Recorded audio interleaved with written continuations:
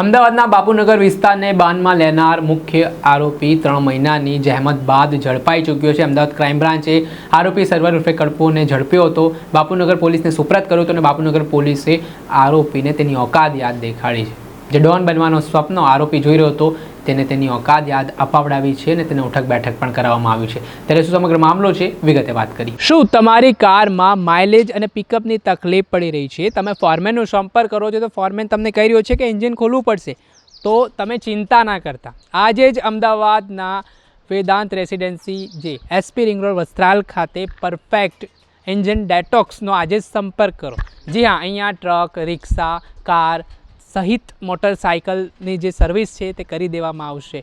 German ટેકનોલોજીથી ડીકાર્બોનાઇઝેશન કરવામાં આવશે। તમારા એન્જિનને પણ ખોલવાની જરૂરિયાત નહીં થાય અને તમને સંતોષકારક સર્વિસ કરી આપવામાં આવશે। સર્વિસના પ્રોસેસની વાત કરીએ તો 30 મિનિટની અંદર કાર્બન ફ્રી પ્રક્રિયા કરવામાં આવશે। માઇલેજમાં જે પ્રક્રિયા બાદ તમારી કારમાં માઇલેજમાં વધારો થઈ જશે, પિકઅપમાં વધારો થશે, પોલ્યુશનમાં ઘટાડો થશે, એન્જિન સ્મૂથનેસ થશે, એન્જિન લાઈફમાં વધારો થશે, એન્જિન ઓઇલની ખપતમાં ઘટાડો થશે, એન્જિનના અવાજ અને વાઇબ્રેશનમાં ઘટાડો થશે, એન્જિન ટોર્ક પહેલાં જેવું કરે છે। નમસ્કાર દર્શક મિત્રો, સ્કાયનેટ મીડિયામાં આપનું સ્વાગત છે। હું છું ફેઝન। કેટલાક લોકો નશામાં હોય છે તો એવું સમજી બેસતા હોય છે કે તેઓ આ વિસ્તારના રાજા છે। તેઓ હાથમાં હથિયાર લઈને જાહેરમાં આતંક મચાવતા હોય છે, સામાન્ય લોકો પર હથિયારની અણીએ રોફ જમાવતા હોય છે। ત્યારે આવા લોકોની શું હાલત થાય છે આ દિવસોમાં આપણે જોઈ પણ રહ્યા છીએ।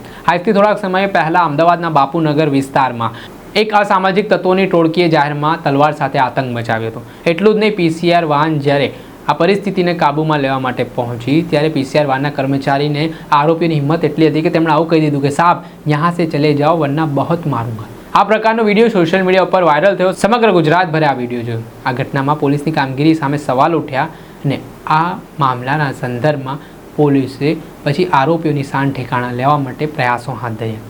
ગણતરીના કલાકોમાં 4 જેટલા આરોપીની ધરપકડ કરી હતી, પરંતુ જે મુખ્ય આરોપી હતો સર્વર ઉર્ફે કડવો, તે આ ઘટના બન્યા બાદથી જ ફરાર થઈ ગયો હતો।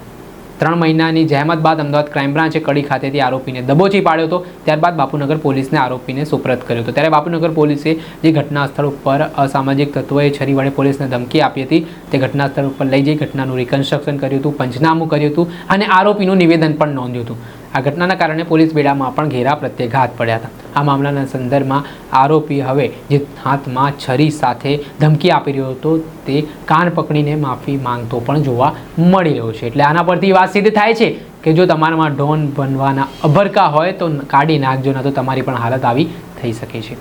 હવે આ મામલે પોલીસે 5 આરોપીઓની જે ધરપકડ કરી છે તેમની સામે કાયદેસરની કાર્યવાહી હાથ ધરી છે। આરોપી સર્વર ઉર્ફે કડવો છે તેની સામે 22 જેટલા ગુના નોંધાયેલા છે। ગુસ્સીટોક તેમજ ગંભીર ગુનાઓમાં પણ તે જેલવાસમાં ભોગવી ચૂક્યા હોવાની વિગતો કહેવાઈ રહી છે। દર્શક મિત્રો, આવી જ ક્રાઇમથી જોડાયેલી સ્ટોરી આપના સુધી પહોંચાડતા રહીશું, એટલે સ્કાયનેટ મીડિયાને આપ લાઈક કરી લો, સબસ્ક્રાઇબ કરી લો અને શેર કરવાનું ભૂલતા નહીં।